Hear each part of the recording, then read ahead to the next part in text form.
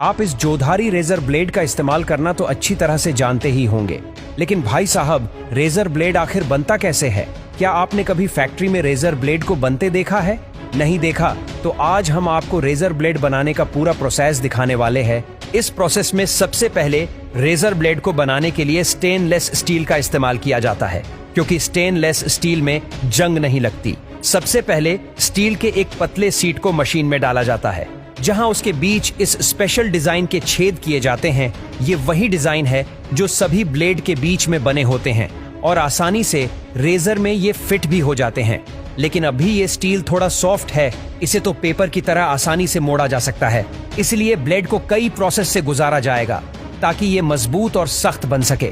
सबसे पहले इन्हें करीब 1000 डिग्री सेल्सियस पर 30 सेकंड के लिए गर्म किया जाएगा और तुरंत ही उसे बाहर निकालकर ठंडे पानी में डाल दिया जाएगा। अब तीसरी प्रक्रिया में इसे -50 डिग्री सेल्सियस के तापमान में रखा जाएगा। लेकिन अभी भी सभी प्रोसेस के बाद भी ब्लेड पूरी तरह से सख्त नहीं हुआ। इसलिए रेजर ब्लेड को मजबूत और लचीला बनाने के लिए एक बार फिर गर्म भट्टी से गुजारा जाएगा। भट्टी से निकलने के बाद अब बारी आती है इस पर कंपनी का नाम प्रिंट करने की। अब ब्लेड पर लगे स्याही को सुखाने के लिए इस पट्टी को आग के ऊपर से गुजारा जाता है। उसके बाद बारी आती है रेजर ब्लेड के धार को तेज करने की, जिसके लिए इन रेजर ब्लेड को एक मशीन में भेजा जाता है जो इनके किनारों को घिसकर पतला और तेज बना देता है।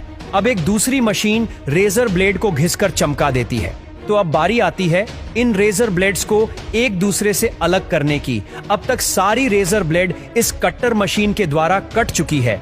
अब अगली प्रक्रिया में ब्लेड की जांच की जाती है। सबसे पहले कंप्यूटर द्वारा उसकी धार की जांच की जाएगी।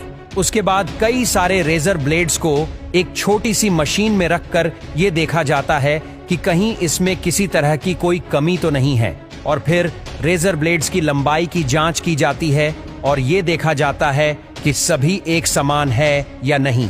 जांच पूरी हो जाने पर इन्हें खास तरह के केमिकल में डालकर धोया जाता है। इसके बाद इन्हें हिट से सुखा लिया जाता है। अब इन ब्लेड्स को इस मशीन में रखा जाता है, जहां इन पर क्रोमियम की एक परत चढ़ाई जाती है, जिससे ब्लेड्स और भी ज्यादा मजबूत बन जाएंगे। अगली प्रक्रिया में रेजर ब्लेड्स पर एक लिक्विड को स्प्रे किया जाता है, जिससे ये और भी ज्यादा चमकने लगती है और वो लिक्विड ब्लेड्स पर अच्छी तरह से चिपक जाए। इसलिए रेजर ब्लेड को 350 डिग्री सेल्सियस पर 20 मिनट तक गर्म किया जाता है। अब एक बार फिर रेजर ब्लेड की जांच करी जाती है।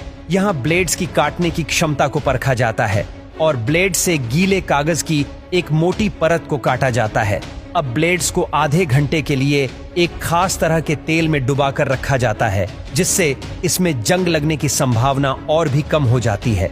अब आखिर में ब्लेड को वैक्स पेपर में लपेट दिया जाता है। वैक्स पेपर में इसलिए लपेटा जाता है ताकि पैकिंग के दौरान इसे जंग से बचाया जा सके। वैक्स पेपर आम पेपर से ज्यादा सख्त होती है और ब्लेड की तेज धार इसे काट नहीं पाती। तो दोस्तों, देखा आपने, फैक्ट्री में कुछ इस तरह से रेजर ब्लेड बनकर तैयार होती है। आप हमें कमेंट में जरूर बताना आप कौन सी कंपनी के ब्लेड का इस्तेमाल करते हैं।